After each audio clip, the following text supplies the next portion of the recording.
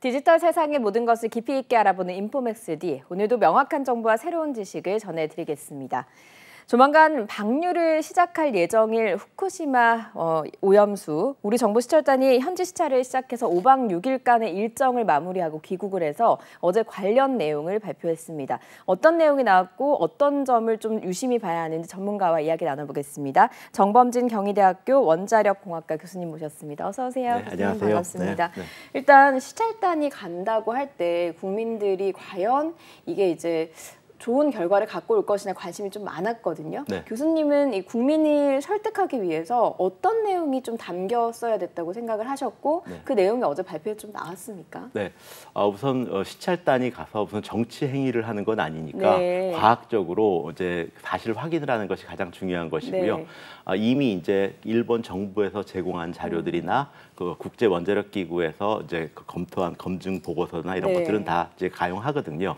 이런 것들로 이제 나온 정보들이 다 있는데 실은 문제는 뭐냐면 그것들을 부인하는 이제 그 국민들이 있었기 때문에 네. 과연 그 보고서대로라면 안전한데 그 보고서대로 진행되고 있는지를 확인하는 것이 가장 중요한 작업이었다고 생각을 하고요. 네. 지금 시찰단이 가서 주로 뭘 확인하고 뭐를 확인했고 뭐를 확인했습니다. 이런 식으로 이제 그 발표를 했는데 그건 이제 바른 그 접근 방식이었다고 생각을 합니다. 근데 이제 국민 감정상으로는 국내 시설처럼 막 네. 샘플링도 하고 막 자료조사도 더 하고 질의응답도 더 하고 막 네. 이렇게 하기를 원하는 건데 국제사회에서는 사실은 그렇게 할 수는 없죠. 제한이 있는 것이고 또 이제 여기다 어떤 정치적인 편견을 가지고 어떤 기대감을 가지고 이제 바라본다거나 하는 것들은 네. 사실 검증단의 역할이나 시찰단의 역할은 아닙니다. 네. 시찰단은 그 지금 보고서에 기술되어 있는 사실과 실태가 동일한가 안 한가 이런 것들을 확인하는 것이 이제 네. 시찰단의 임무였다고 생각합니다. 그러면 이제 일단은 방향성은 맞게 보고 왔고 네. 앞으로 좀 그 연구나 분석을 좀 진행을 하겠다라고 어제 시찰단도 발표를 했으니까 좀 지켜봐야 될 부분들이 좀 있는 것 같습니다. 네. 그런데 교수님, 그럼에도 불구하고 사실 국민 입장에서는 굉장히 궁금한 점들이 많습니다. 걱정되는 부분이 많고요. 또 이게 당장에 우리 먹거리랑 관련이 있는 네. 부분이기 때문에 좀 자세히 여쭤보도록 하겠습니다. 일단 이 후쿠시마 오염수에 관해서 먼저 여쭤볼게요. 후쿠시마 오염수가 130만 톤 정도를 30년에서 40년간 조금씩 방류를 하겠다는 게 일본 정부의 계획인 거잖아요. 이게 어떻게 만들어진 거고 어떻게 이렇게 많은 양이 저장이 돼 있는 건지 궁금하거든요. 네, 후쿠시마 원전 사고가 났을 때 이제 그 건물의 균열도 좀 있었고요. 네. 그다음에 이제 그 핵연료가 녹은 원자로들은 핵연료 부스러기가 이제 바닥에 좀 떨어져 있어요. 건물 윗바닥에. 근데 그 안에 이제 지하수나 빗물들이 유입을 하게 되고 이제 놔두게 되면 그 지하수 흐름을 타고 방사능 물질이 지하수로 네. 들어가 버리거든요. 그걸 못하게 하기 위해서는 그 건물 내의 수위를 지하 수위보다 낮게 유지를 합니다. 그러니까 우리가 음압병동이라는 것처럼 네. 그렇게 되면 이제 밖에 물이 들어오긴 하지만 안에 물이 나가진 않도록 하는 거죠. 그렇게 저장을 해놓은 거군요. 예, 이제 그걸 하다 보니까 그 건물 내에 지하수 위를 낮추려고 그러면 계속 물을 빼내야 될 거 아니에요. 네. 그러다 보니까 이제 발생하는 것이 오염수인 것이고요. 그러니까 일종의 오염수는 빗물이나 지하수가 이제 그 방사능 물질들을 한번 씻고 나온 물질이다라고 생각하시면 되고요. 네. 그런 것들을 이제 뭐 저기 그 필터를 거쳐서 방사선 준위가 낮은 상태로 만들어서 이제 방류하겠다는 것입니다. 그러면 130만 톤 말고 앞으로 만들어질 그 오염수도 상당한 양이 있겠네요. 그렇죠. 그러니까 지금 130만 톤도 있고 앞으로도 이제 매일매일 꾸준히 나오는 네. 거죠. 지금 그걸 130만 톤을 그 큰 통 한 1000여 개에다가 지금 저장을 하고 있는데 네.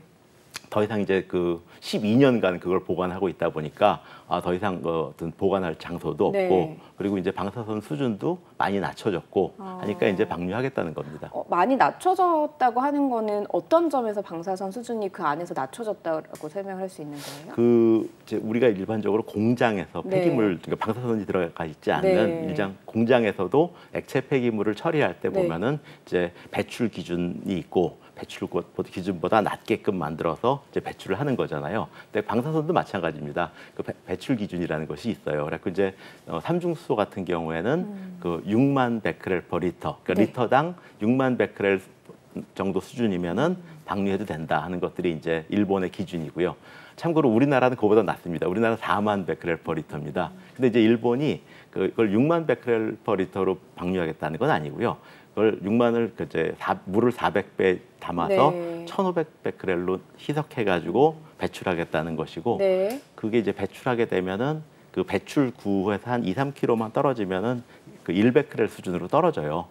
그러면 나가서 바다로 나가서 그렇죠. 다시 그렇죠. 바다로 한 1km 네. 정도쯤 나가서 네. 거기서 이제 배출을 하게 되면 바닷물과 희석돼 가지고 한 2, 3km 정도가 지나고 나면은 이제 1베크렐 수준으로 떨어지는데 네. 그건 이제 우리 빗물이나 그 한강물 수준이 그 정도거든요. 아, 그래요? 네. 네. 그래서 사실은 그게 크게 우려할 수준이 아닙니다. 네. 그러니까 희석이 한 번 희석시켜 내보내고 바닷물에서 자연 희석이 된다는 그렇죠. 말씀이신 그러니까 일단 거네요. 이제 그 오염수를 6만 베크렐까지 낮추는 거는 그 필터를 네. 여러 번 거치거나 해서 네. 이제 낮추는 것이고요.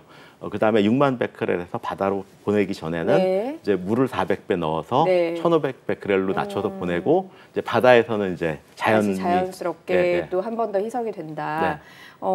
일단 삼중수소도 궁금한데 그 전에 그 필터 얘기를 먼저 한번 여쭤봐야 될 것 같아요. 그게 그 알프스 장치, 시찰단도 알프스 장치에 대해서 어제 상당히 많은 설명을 하긴 했거든요. 네.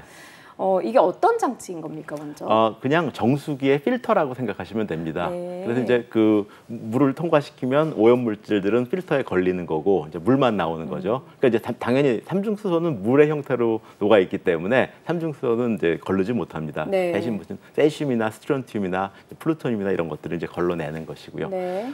그래서 이제 알프스가 제 기능을 발휘하느냐 못하느냐 하는 것들이 굉장히 중요한 관점이고 네. 또 이제 알프스 필터를 자주 교체하느냐 너무 비싼 거 아니냐 아니면 예컨대 무슨 알프스 장치가 고장 났을 때 그 배출된 물은 어떻게 처리하느냐 네. 뭐 등등 여러 가지 질문들이 제기되고 있어요. 근데 실은 그 질문들이 좋은 질문일 수도 있고 아닌 질문일 수도 있습니다. 공학적으로는 좋은 질문이에요. 네. 그렇지만 이제 그 안전 측면에서는 좀 다릅니다. 어떤 뜻이냐면 우리가 이제 필터만 가지고 있는 게 아니라 이제 시스템이 있거든요. 예컨대 오염물질이 나오면 오염물질의 방사능 농도를 측정을 하고 그다음에 필터를 통과시킨 후에 통과했다 끝 이게 아니고 네. 통과한 후에 다시 이제 오염 정도를 측정을 해서 높으면 다시 걸르고 네. 뭐 이런 과정이 있고요. 또 이제 방류하기 할 때도 방류하기 직전에 이제 방사능 농도를 측정을 합니다. 그래서 이제 높으면 방류를 안 하죠. 그러니까 기본적으로는 이제 이 전체의 틀, 네. 그러니까 방사선을 측정을 해서 최종적으로 마지막으로도 또 측정을 해서 방사능 농도가 높으면 방출하지 않는다. 네. 이런 전체 시스템 안에 가운데 이제 알프스라는 필터가 있는 건데 네. 지금 이제 이 알프스라는 필터만 막 쳐다보게 되면 이제 답변도 알프스 필터에 대한 확인 작업들에 대해서만 답변할 수밖에 없고 네. 그러면 이제 옆에서 보고 있던 국민들은 이제 방사선을 측정을 한다거나 이런 과정들은 보지 못하시니까 네. 그 알프스라는 필터가 불안하다. 불안 요소가 조금만 있으면 이제 불안하게 여기시는 거죠. 그 불안 요소가 저는 조금 납득이 되는 부분이 있는 게요. 그 필터 부분에서 사실은 처음에 그 스트론튬이라고 하는 그 물질을 걸을 수 있다라고 했다가 이게 제대로 안 걸러진다라고 하는 발표가 나오기도 했거든요. 이게 그러면 신뢰성에서 처음에는 이게 걸러진다고 했다가 사실 이 스트론튬이 뭐 뼈나 이런 데 영향을 미칠 수 있다라고 하더라고요. 당연히 불안하죠. 국민들 입장에서는. 과거에 이제 일본에선 매 주마다 지금 저장수가 얼만큼 발생했고 어떻게 처리해서 어떻게 탱크에 보관하고 있다 하는 걸 갖다가 매주 이제 인터넷에 업로드를 해놨습니다. 그건 물론 규제기관에도 보고를 했고요. 그 과정에서 보면 이제 그 걸러진 물의 농도라는 걸 측정한 데이터들도 있는데 그 중에 이제 뭐 한 100개 중에 뭐 2개나 3개는 배출 기준보다 높은 게 나오는 거예요. 이제 그런 것들에 대해서는 사실은 나온 건 사실입니다. 근데 그것들에 대해서 그대로 방류하거나 저장하지 않거든요. 그럼 뭐 그런 것들은 다시 걸러가지고 2번 걸르면 이제 낮아지는 거니까. 근데 사실은 이제 그런 사례 한두 개를 갖다가 이제 인용을 하다 보면 사람들은 그런 게 많은 사례인 것이나 아니면 보편적인 사례로 생각하는 경향이 있습니다. 그러면 이제 그 지금 제대로 걸러내지 못한다라고 하는 거는 많은 샘플 중에 일부. 그리고 그런 것들은 이제 제대로 걸러내지 못했다는 사실 자체를 측정을 했기 때문에 하는 거잖아요. 그럼 이제 측정했으면 다시 걸르지 그대로 내보내지는 않거든요. 네. 전체 이제 시스템을 보고 그러니까 이 필터 하나만 보는 것이 아니라 그 전에 오염수가 얼마나 오염이 됐는지를 또 확인하는 절차, 그리고 필터로 이제 통과를 하고 나서 네. 또 얼마나 오염수가 정화가 됐느냐를 확인하는 결과까지 다 봐야 된다라고 그렇죠. 하시는 말씀이신 그리고 이제 건데. 방류하기 직전까지도 네. 계속 측정을 해서 네. 높으면 내보내지 않는다. 그런데 이제 이 방사선이라고 하는 것이 과연 이 과정에서 그러니까 그 한번 필터를 거쳐서 나온 것을 이제 제대로 이 정화가 되지 않았으면 다시 한번 더 반복해서 처리를 한다라는 게 일본 정부의 설명인 거잖아요. 네. 이게 반복해서 처리를 하면 걸러지는 것인가에 대한 의구심이 들기도 하거든요. 네, 그 필터라는 게 어떤 오염물질의 알갱이들을 이제 잡아내는 것들이잖아요. 네. 그러다 보니까 한 번 통과시키면 만약 오염 정도가 높은 경우에는 다 걸러지지 못하는 경우도 있는 거예요. 근데 그럼 이제 새 필터로 해서 한 번 더 걸르고 네. 하는 과정에서 이제 결과적으로는 어떤 과학에서는 0이라는 건 없습니다. 네. 그렇지만 이제 계속 줄어드는 거죠. 그래서 충분히 낮아지면 그러니까 배출 기준 이하로 낮아지면 이제 안전하게 배출할 수 있는 것이죠. 네, 반복해서 처리를 해서 0으로 가지는 못해도 네. 우리가 안전하다라고 과학적인 기준을 설정해 놓은 것의 그 기준치에 이제 만족하면 네. 네, 그러면 이제 나올 수 있다라는 네. 말씀이신 거군요.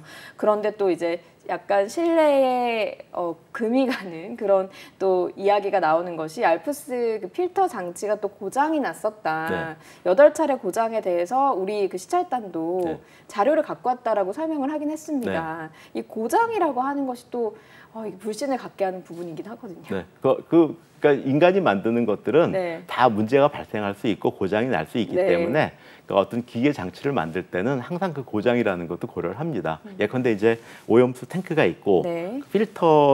알프스라는 필터를 거쳐서 이제 다른 탱크로 넘어가지 않습니까? 근데 만약에 이게 고장 나면 그 문을 닫게 돼 있어요. 밸브를 닫아서 이거 수리 끝날 때까지는 계속 이쪽 탱크에만 물이 모일 수 있도록 돼 있습니다. 그러니까 그런 것들도 이번에 이제 그 점검단 시찰단에서 가서 확인한 사실입니다. 네. 그럼 이제 처음에 말씀하신 것처럼 시찰단이 어쨌든 방향성은 제대로 가지고 보고는 왔다. 그리고 이 전체 과정을 봐야 된다라는 말씀을 계속 반복해서 해주시고 있는 것 같습니다만 좋습니다. 그러면 제대로 전체 과정을 일본 정부와 도쿄전력이 이제 해서 반복해서 처리를 해서 희석해서 내보낸다라고 하더라도 이 130만 톤 그리고 앞으로 모이는 그 오염수들을 30년에 걸쳐서 방류를 하겠다라고 하는 거잖아요. 네. 근데 이게 지금은 잘하고 있다, 잘한다라고 믿고 그냥 그래 방류하는 것에 대해서 이제 허용을 한다라고 하더라도 네. 30년을 지속적으로 이걸 모니터링할 수 있는 부분은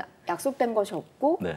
또 이게 30년을 잘한다라는 좀 믿음도 안 가는 부분이 있는 것도 같거든요. 네, 그건 이제 그 뭐 국가 간의 간섭은 할 수 네. 없는 것이니까 국제 원자력 기구가 이제 다른 나라들을 대표로 가서 이제 그런 작업들에 대해서는 확인 작업을 계속 할 것이고요. 네. 그런 것들에 대해서는 지금 그 인터넷 IAEA 인터넷 보시면은 그 보고서들도 꾸준히 업데이트되고 있습니다. 네, 그 일반인들도 그런 것들을 그럼요. 네, 다운 받아 보실 수 있습니다. 볼 수 네. 있는 겁니까? 네.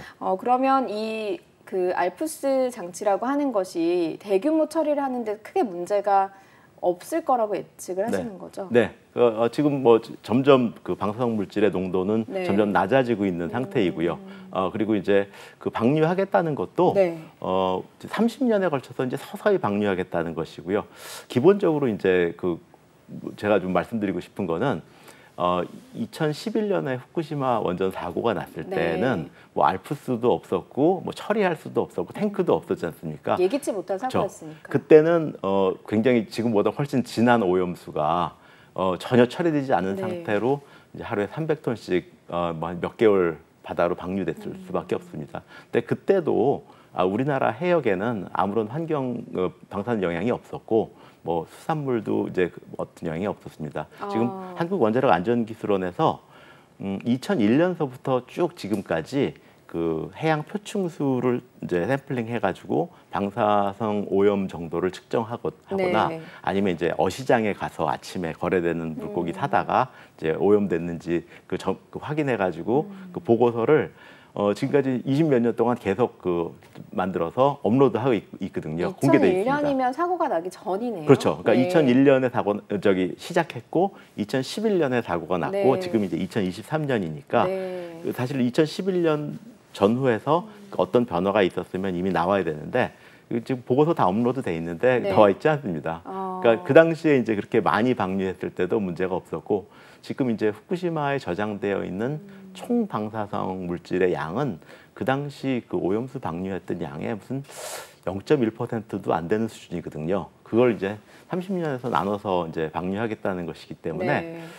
근본적으로 저는 큰 문제라고 생각을 하지 않습니다. 네. 기본적으로 이제 그 배출 기준이라는 것들이 어떻게 정해지냐면 그 두 그룹의 사람이 있어서 한 그룹은 방사선을 안 받고 한 그룹은 방사선을 받았을 때 뭐 병이 아니고 뭔가 차이가 나타나는 부분이 어디냐가 이제 100mSv라는 건데 네. 그 관리 기준이 1mSv입니다. 그러니까 이제 왜냐하면 일반인들은 방사선 디텍터를 타고 다니지 않기 네. 때문에 어디서 1mSv씩 100번 받을 수도 있으니까 이제 그렇게 낮게 잡아놓은 100분의 1로 잡아놓은 거거든요. 그래서 이제 그 기준으로 이제 배출 기준이 결정이 됩니다. 그래서 이제 그게 이제 6만 베크렐 퍼 리터인데 네. 그거에 이제 400분의 1 수준으로 방류하겠다는 것이기 때문에 우리로 치면 뭐 그 바나나 한 개 먹는 방사선량도 안 되는 정도이기 때문에 네. 문제가 되지 않을 게 지금 사회적으로 이슈가 되고 있는 것 같습니다. 문제가 되지 않을 게 사회적으로 이슈가 되고 있는 것 같다라고는 하시지만 네. 그래도 이제 방금 말씀하신 거에서 그래도 좀 의문이 드는 부분이 표층수와 어시장 가서 그 물고기 해서 네. 그 검사를 하신다고 말씀을 해주셨잖아요. 그런데 이게 또 해저, 네. 그러니까 깊은 바다에 그 뭐랄까요, 침적된다 그렇죠. 그래야 되나요? 네. 그럴 수도 있지 않을까. 네. 그래서 그거를 또 생태계에서 어류가 먹게 되면 그것도 인간 몸으로 들어오는 게 아닌가 네. 하는 의문을 제기하시는 분들도 있거든요. 그것도 지금 최근에 이제 뭐 제주대학교에 계신 교수님께서 이제 분석을 해가지고 논문도 쓰시고 하셨는데요. 사실 뭐 무거워가지고 물질이 밑으로 떨어진다. 이거는 굉장히 이제 그 무식한 얘기고요. 해류 따라서 왔다 갔다 하는 것이죠. 네. 그리고 이제 그것의 축적 계수라든지 또 해류의 흐름이라든지 이런 것들에 대해서도 과학자들이 많이 분석을 했습니다. 사실 이게 이제 저희도 모시고 이야기를 하는 이유가 경제적으로도 그리고 국민의 건강 면에서도 이런 방사선 물질이라고 하는 게 걱정돼서 그렇긴 하거든요. 네. 그러면 이제 방사선 물질에 대해서 좀 여쭤볼게요. 그 산중수소 얘기 아까 하셨잖아요. 네. 그래서 걸러지지 못한다. 이 네. 산소 조절하는 게 어떤 물질이고 네. 인체에 어떤 영향을 미치는 거길래 이렇게들 걱정을 하시는 건가요? 화학적으로는 수소랑 똑같습니다. 네. 그런데 이제 무거운 수소인 거죠. 네, 수소의 동위원소가 3가지 있는데 그냥 일반적인 수소가 네. 있고 중수소가 있고 삼중수소가 있습니다. 네. 근데 중수소는 이제 방사선이 없고요. 삼중수소는 방사선이 있습니다. 네. 요거 이제 반감기가 한 12년 정도 되는데 우리가 이제 먹게 되면 이제 이게 수소랑 동일하기 때문에 네. 일부가 이제 유기결합을 하게 되는 게 있습니다. 이제 우리 몸의 티슈랑 이제 유기결합을 해서 그런 것들이 이제 안 빠져나오죠. 근데 사실은 초창기에 그걸 가지고 이제 문제를 제기하시는 분들이 많은데 실은 유기결합하는 비중이 한 2%도 안 돼요. 그리고 이제 98%는 그냥 소변으로 배출되는 수준이거든요. 네. 그래서 이제 인체에 삼중수소가 들어오게 되면 반감기 때문에 방사선 붕괴 때문에 없어지는 양이 있고 그냥 소변으로 배출되는 양이 있고 네. 그다음에 굉장히 일부는 이제 인체에 남아요. 근데 그것의 방사선과 피폭 수준은 굉장히 낮기 때문에 네. 그렇게 걱정할 일은 없다 하는 것이고요. 제가 이제 뭐 예를 들자면 지금 아까 뭐 강물의 1베크렐 수준이고 우리나라에 오더라도 뭐 굉장히 작은 양이 올다 뭐 이렇게 네. 베크렐이라는 어려운 단위를 말씀드렸는데 지금 보통 우리가 손목시계에 네. 그 야광대라고 이렇게 도료 칠해놓은 거 있잖아요. 네. 그게 그 삼중수소 도료입니다. 그 도료가 2억 베크렐 정도 돼요. 2억 베크렐입니다. 네. 그다음에 이제 그 우리 비상구 표시 중에서 네. 그 전기로 해서 이제 빛나게 하는 네. 것도 있지만 사고 났을 때 전기가 없을 때를 고려해서 그냥 전기가 연결 안 되는 야광 물질. 비상구 네, 표시도 네. 거기에 있는 삼중수소의 양은 9천억 베크렐입니다. 사실 그 양과 지금 배출하겠다는 양을 비교해 보시면 굉장히 극미량이라는 걸 아실 수 있습니다. 근데 이게 피부에 있는 것과 네. 그리고 나와 이제 떨어진 어디 그 실내 공간에 있는 것과 내가 먹는 거는 또 다른 문제인 맞습니다. 거 맞습니다. 아닌가요? 예. 그렇지만 이제 방사선이라는 거는 네. 내가 먹어도 이제 방사선이라는 건 에너지거든요. 네. 그 에너지가 우리 세포에 얼마나 그 데미지를 주느냐, 네. 그리고 빠져나갈 수도 있고요. 네. 그래서 이제 결국은 중요한 건 에너지를 얼마큼 주느냐. 가 중요한 겁니다. 밖에 있는 것이든 안에서 있는 것이든 네. 또 동일한 에너지를 우리 세포에 준다 그러면 데미지는 똑같은 것으로 이제 과학적으로는 해석하거든요. 네. 그래서 이제 우리 삼중수소를 드셨다. 네. 그러면 이제 그 소화돼서 나가는 동안에 이제 방사선 배출하는 것들은 우리 피부에 데미지를 주겠죠. 네. 근데 그 양이 굉장히 작다 이 말씀입니다. 양이 작기 때문에 뭐 큰 영향은 없을 것이다. 그렇죠. 그러니까 우리가 이제 그 일상 생활을 하면서 네. 뭐 음식을 통해서 아니면 뭐 공기를 통해서 햇볕을 통해서 방사선을 1년에 한 3mSv 정도를 받아요. 네. 그런데 뭐 지금 나오는 삼중수소로 인한 영향이 뭐 0.00001시버트 정도다. 네. 그러면 사실은 그 영향에 대해서 걱정하시면 안 되는 거죠. 너무 이제 좀 냉정하게 이 상황을 보면서 봐야 할 필요가 있다라는 네. 말씀이신 건데 지금 그러면 물고기도 먹어도 된다라고 얘기를 하시겠네요. 네, 드셔도 됩니다. 네, 그냥 이제 단편적으로 그 후쿠시마 직접 다녀오셨다고 들었거든요. 네. 원전 보시려고. 네. 그 후쿠시마 그 상황이 어떻던가요? 후쿠시마는 이제 초창기에는 이제 주민들을 이주를 시켰고 네. 그 이주시킨 원인들이 이제 두 가지죠. 하나는 방사선 오염, 하나는 쓰나미 때문에 집이 없어졌으니까. 네. 지금 이제 많이 복구가 됐고요. 그 원자력 발전소 한 3km 반경 그 바깥에는 네. 지금 주민들이 다 들어와서 살고 있습니다. 그리고 이제 생각보다 이제 새로 길을 조성해가지고 이제 그 바깥에는 아주 깨끗하고 도로도 좋고 좋아요. 네. 근데 이제 문제는 이미 이제 12년이 흘렀기 때문에 이미 이주해 갔던 분들이 이제 거기서 정착을 하셔서 안 돌아오신 분들도 많고 또 돌아오신 분들도 있고 그리고 이제 그래서 후쿠시마 원전 지역 내에서는 네. 그 해체 작업이라는 것들을 하고 있고요. 네. 후쿠시마 원전 내부에도 이제 이렇게 그 노란 선으로 이렇게 해놨어요. 이렇게 노란 선으로 해놓은 데는 일상복 입고 출입할 수 있는 곳이고요. 네. 궁금한 거는 그 지역에서 과연 농사를 짓고 또 뭐 수산업을 해서 네. 먹고 살고 있는가? 네, 하고 있습니다. 그런가요? 네, 네. 호텔에 가보면 네. 되게 재미있게 느꼈던 건데 저기 전기밥솥이 2개가 있어요. 네. 그냥 후쿠시마산 쌀로 만든 밥을 따로 줍니다. 근데 뭐 그런 것들도 다 먹고 있고요. 거기 물고기도 다 먹고 있고 합니다. 근데 이제 이렇게 반론할 수도 있을 것 같아요. 그 당장에 먹는 그 조금과 네. 나중에 이제 조금은 지금 당장에는 내 인체에 영향이 없을 수 있을지라도 한 20년, 30년 뒤에는 나한테 어떤 영향이 있을지 모르는 거 아니냐. 그래서 못 먹을 것 같은데 라는 얘기는 하실 수 있을 것 같거든요. 저희가 이제 그 음모론이라 그러죠. 그러니까 지금은 이제 아무 문제 없지만 나중에 큰 문제가 생길 수 네. 있다. 근데 그게 음모론이 성립되려면 그래도 어느 정도 양은 돼야 되는데 네. 양 자체가 너무 작은데 네. 이제 그 음모론을 제기하면 그 아기한테 이제 한 대 맞았는데 네. 지금 괜찮은데 30년 후에 죽었다. 이건 이상한 일이죠. 뭐 좀 교통사고라든지 이러면 말이 되는데 그래서 저는 그 어떤 방사선의 절대량으로 봤을 때 그 음모론 제기하는 것은 좀 무리하다고 생각합니다. 예, 일단 그 방사선의 양이 너무너무 적다. 네. 그래서 과학적으로 이것이 인체에 뭐 30년 뒤, 40년 뒤까지 이야기하기에도 너무 미량이다라는 말씀을 네. 하고 계신 것 같습니다.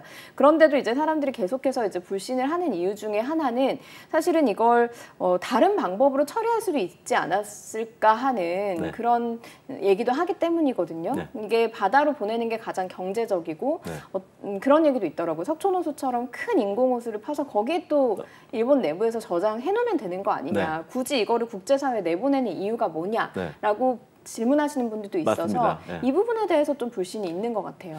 제일 싸기 때문에 그 방법을 택했다라고 얘기한다면 반감이 우선 들어요. 네. 저 사람들 더 좋은 방법도 있는데 싸기 때문에 택한 것이 아니냐. 근데 이제 그 IAEA의 그 보고서를 보면은 처음에 한 5가지 정도의 방법을 이제 비교해서 분석을 합니다. 네. 그 중에 사실은 안전하기도 해양 방류가 가장 안전합니다. 근데 왜냐하면 이제 방사성 물질이라든지 오염 물질은 빨리 넓게 희석하는 것이 가장 제1의 원칙입니다. 네. 그러면 이제 바다가 가장 좋은 것이죠. 네. 그래서 근데 그 중에서 그 싸다라는 것만 딱 보여주면 국민들은 이제 반감이 들거든요. 사실 그게 가장 안전한 방식이기도 네. 합니다.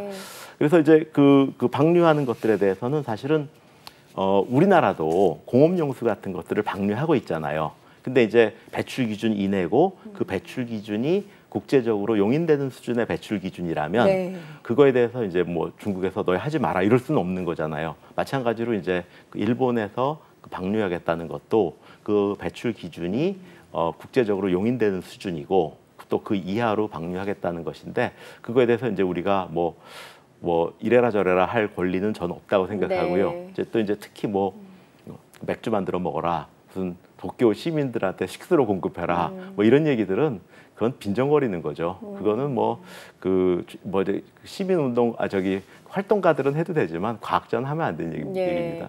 교수님도 과학자로서 사실은 이렇게 이제 국민들과 그리고 어떻게 보면 반론이 굉장히 많은 부분에 대해서 괜찮다라고 말씀하시는데 상당히 좀 부담이 있으실 것도 같거든요. 네. 그런데 이제 반대편에서 이야기하시는 분들이 상당히 많습니다. 그렇게 이야기하는 이유도 있을 것 같아요. 이 네. 부분에 대해서 좀 설명을 해주시면 좋을 것 같거든요. 저는 지금 이것들을 문제로 만들었을 때 어떤 이득을 볼 수 있는 사람들이 있다고 생각합니다. 그 이득을 볼 수 있는 사람들이 국민들을 좀 이용하고 있는 거라고 생각을 하고요.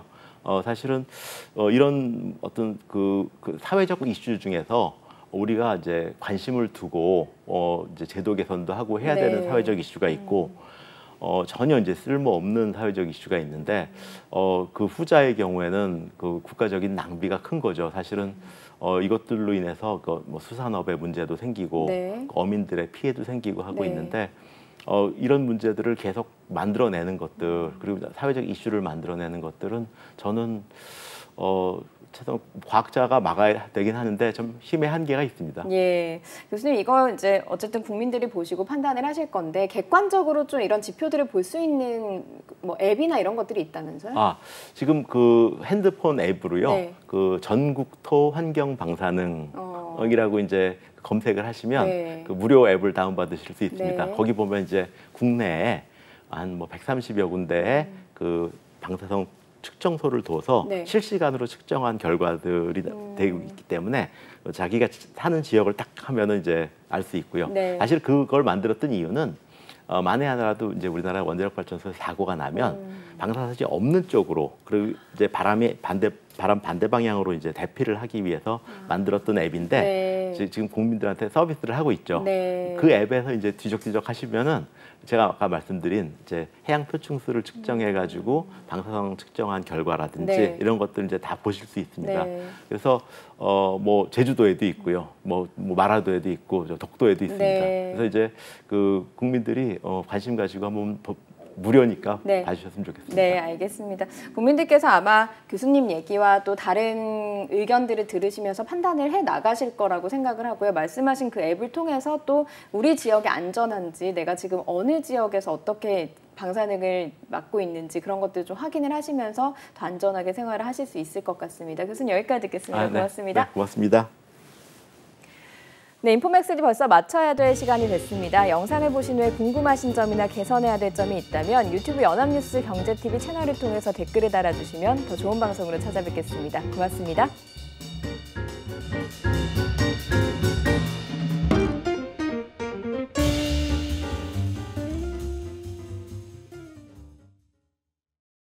안녕하세요. 인포맥스D 아나운서 강래원입니다. 더 많은 실시간 경제 뉴스와 경제 정보를 알고 싶으시다면 오른쪽 구독 버튼을 눌러주세요.